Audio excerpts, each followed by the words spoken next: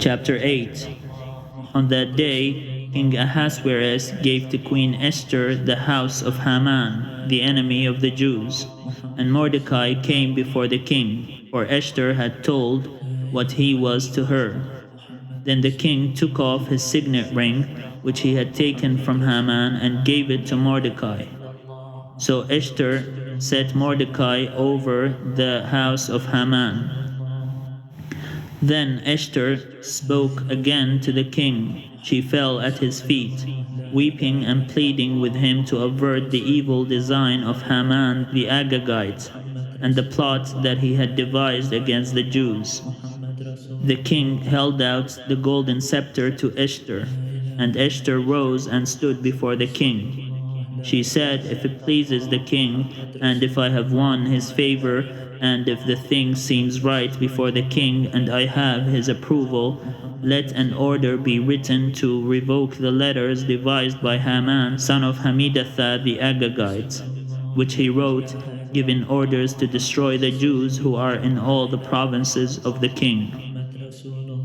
For how can I bear to see the calamity that is coming on my people?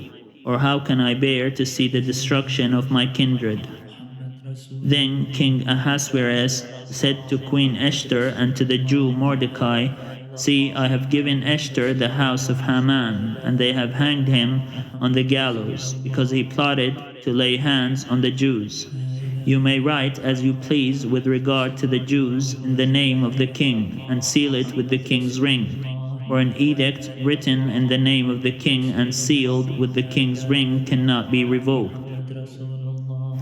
The king's secretaries were summoned at that time, in the 3rd month, which is the month of Sivan, on the 23rd day, and an edict was written according to all that Mordecai commanded, to the Jews and to the satraps and to the governors and to the officials of the provinces from India to Ethiopia, 127 provinces, to every province in its own script, and to every people in its own language, and also to the Jews in their script and their language. He wrote letters in the name of King Ahasuerus, sealed them with the king's ring, and sent them by mounted couriers riding on fast steeds, bred from the royal herd.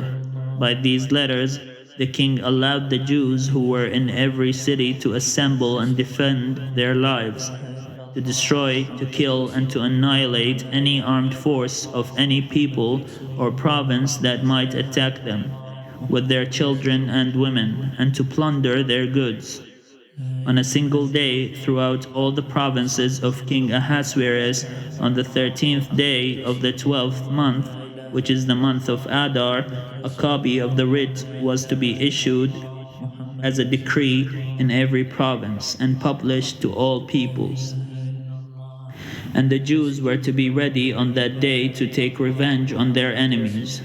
So the couriers, mounted on their swift royal steeds, hurried out, urged by the king's command.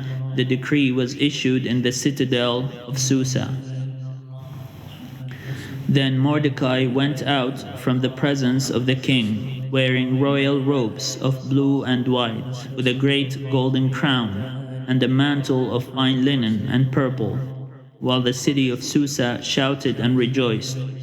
For the Jews there was light and gladness, joy and honor.